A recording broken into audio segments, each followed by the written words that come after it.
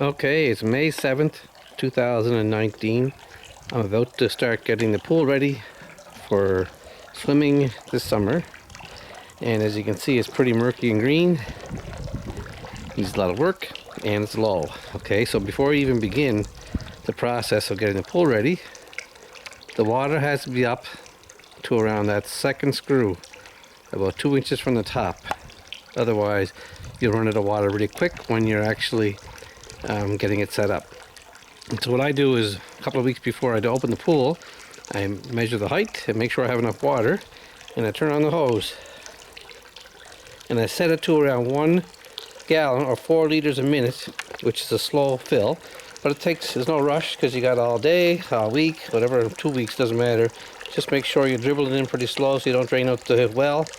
And you can set the calibration of that actually over at the tap. I'll show you that in a second.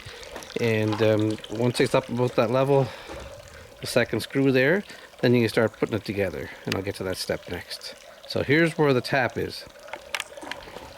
Right here in the side of the house, I turn this part on full, and I just turn that backwards until it's only dribbling out of the water into the pool, so it doesn't run the well dry. It just takes a couple of days, maybe, I don't know, 1 gallon an hour, 1 gallon a minute. That's 60 gallons an hour, 10 hours, 600 gallons. I'm probably down about, probably close to 1,000 gallons right now to get it up there. So that'll take a couple of days dribbling in like that there. And then you can just shut it off and wait until you're ready to start putting everything together.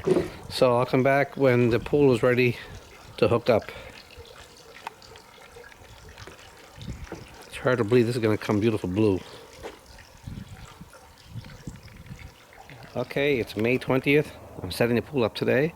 I added some water with the hose, but it rained and the water's actually above where I would have started, but it doesn't matter. I can always use the backwash feature to drain it out. I forgot to mention 2 things. There's a plastic cover that fits in this here. This is a skimmer. You just pop that out when everything's all hooked up. And the return line is right here.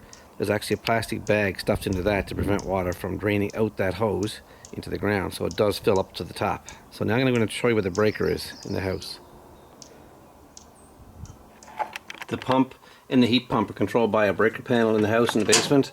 It's a separate panel, and one controls the heat pump, which is the big one. There's a 220 volt outlet out there, and these here are the outlets that control the pump in the salt water system. Now the power is applied outside. And first I'm going to take out the heat pump, and I bought this just for that reason. It fits underneath it, and you can pull back the heat pump and get it on the cart. And I could take the extra minute to fasten it, but usually I struggle with it to get out to the pool, and sometimes it falls off. Just be careful. All the pool attachments are up on top of the shelf in the garage. I'll bring them down, put them in the wheelbarrow and show you. Okay, I got everything in the wheelbarrow. You don't need many tools to put this together. Just a flat blade and a Phillips and a Robinson, Red Robinson, that's all. And I got the pool cleaner here with the hose. I'm putting that up on the deck now, and my salt activator there, and the light that all goes up on top of the deck. Also the brushes, the skimmer, the screen I mean, and the hookup for the hose. Okay, under the pool deck there's the sand filter and the place where the heat pump goes and where the pump goes. Just clean this mess up here. All the hoses should be still here. I left them this year sitting right in the corner here. Just those 2 hoses here. There's that contraption for feeding the solar heater, and this is the line that goes to the heat pump. So let's put the heat pump right in there first. Fits right in there like that. Be careful not to grab the hose connectors with your hands. You might break them, so just be very careful putting it in there. The power cord comes out the front, but the connection's over there. The 220 volt outlet, it's right there. Now put the pump in place. First of all, I put this thing down here. That's like an insulator. Keeps the pump quiet, just like this. Now here's a trick, a tip the pool people showed me. Inside here are all the O-rings and fittings you need to put the whole thing back together. All the O-rings. There's a cover, goes right down here for this here.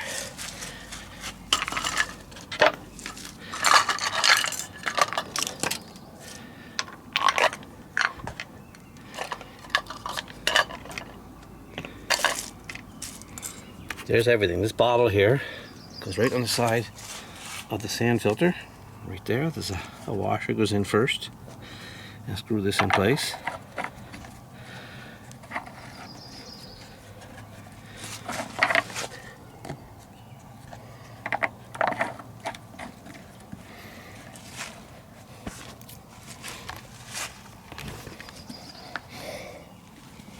Just like that, and the gauge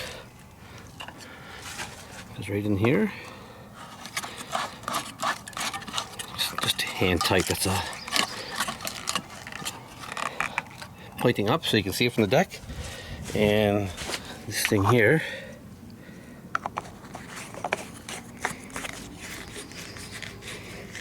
goes there. Nice and tight. Okay, now these O-rings, there's 2 of them for the salt system and a few more for the hoses. The blue backwash hose connects onto this here with this one clamp that was in the thing, so this fits over that and tightens up the clamp. Just like that there. And this here sometimes leaks, so you have to cut a few inches off every so often so it doesn't leak there. The salt system mounts right onto these 2 cables here, and the screws are already in the holes. Mounted face up with the power cord at the bottom, and that's going to go in there too. We had an extension cord in there for later. And then I'll put on the O-rings. The first O-ring goes into the heat pump. There's 2 O-rings the same size. Go right in here. And the other one goes in the bottom. They're the only ones that'll fit those particular spots, so they're easy to figure out. Okay, they're hooked up now, but before I get ahead of myself, I want to show you the flow of the system. This line comes from the skimmer. That's a skimmer up there, and it goes to the front of the pump, and the output of the pump right here goes to the sand filter. The sand filter right here in, and the output of the sand filter goes to the bottom of the heat pump where the water is heated, comes out of the heat pump, goes to the bottom of the salt injector, and the output of the salt injector goes to the return line, which goes up there where the water shoots back into the pool. Here's pretty much what it looks like. This is the line that feeds, I'll turn it off for now, that feeds the solar heater through these connections here. But anyway, there's the salt hooked up. The output of the heat pump goes to the bottom. Must be mounted vertically. Yes, it is. Thank you. And this connection here, which is the return line, the big connector, there's one more O-ring left in here. Fits right there, and that connects those 2 together. Okay, the last 2 O-rings and the filter over to the pump.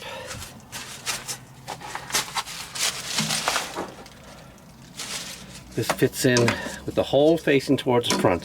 The water comes in, gets filtered here. This is the first stage filter. Then it goes to the sand filter, the last stage filter. But the first filter is up there in the skimmer. There's a basket that collects leaves and things. Whatever gets through there goes into this, and then comes out of there, goes to the sand filter, gets heated and cleaned and sent back. Putting the cover on the pump, you got to make sure the O-ring is in place. It's a huge rubber O-ring. A lot of times that's the main source of a lot of problems. Not in this pump. We've never had a problem with it, but it fits in this ring perfectly, and this goes on top, and then tighten up, loosen them up first to get it on, and tighten them up really tight. Make sure it's snug, because if it leaks there, it's going to suck air and not going to be able to work the pump. There, it's nice and snug. Okay, now let's hook up these lines. First, the O-ring goes in right here, over that, and connects on there. And make sure this is on. That's connect. This is the off. There's off because it's cutting it off. That's how you know. And on. And now the next one goes up here. Put the O-ring inside this. There, that's the last connector. Now this here, I'll go up next to the pool, take the skim cover off, and hook up the return up there. But first, the salt system hooks up on the deck on this post right here. just like that. There's a screw here and a screw underneath that clips over, and then the light assembly hangs on this screw here. I'll tighten that down now. The hole at the bottom is big enough to fit the light socket through. Feed the wire down, feed down the wire for the salt injector. That's where the extension cord goes. Okay, the 3 wires are fed down the hole.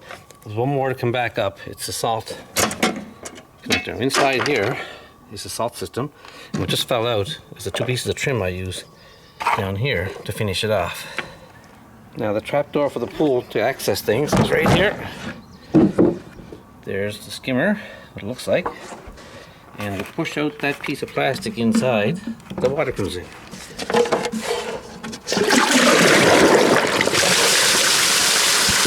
And as you can see, there's too much water in the pool, so it's going to run out. And while that's running out, I can go finish it off and turn on the pump. The extension cord has 3 hookups, we only use 2. It hooks up under here to connect the salt and the temperature, which goes to the outlets over here. 2 sets of outlets there, 1 for the pump and 1 for the extension cord. Okay, it's draining out pretty good. Now I'm going to install this. This is the light and the return line, which allows you to direct the water where you want. Take out that screw first. And there's a light, and it fits in that hole right there. Okay, it looks just like that once installed. Put the nut on the back and drop in the screen right here. That'll keep any of the leaves out. And have it down, turn on the pump. First I'm going to plug in the heat pump before I do that to make sure that works. The plug's right there. And it fired up right away. Perfect. It's not going to turn on because I have it in the off mode. If I turn it on, it goes right here.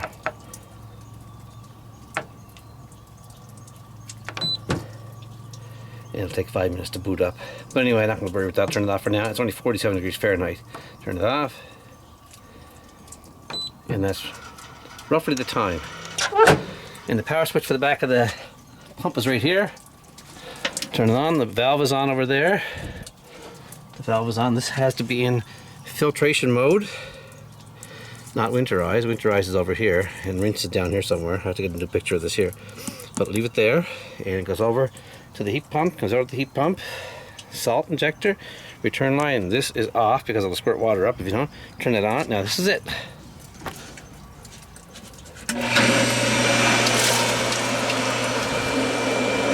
The water's feeding the filter. It'll take quite a while to fill that up and get back to the return. There she goes. Awesome. Okay. When the leaks are little drips, no big deal. Not connection with the fittings, so just little fittings. Oh, this one's leaking here. I'll fix that. And this has a hole in it right here. I have to cut that off and put it different spot. Looking at 15 psi, and until it finishes flushing with the sand filter, it's going to make all kinds of noises while it's washing around everywhere. Then it'll quiet down later.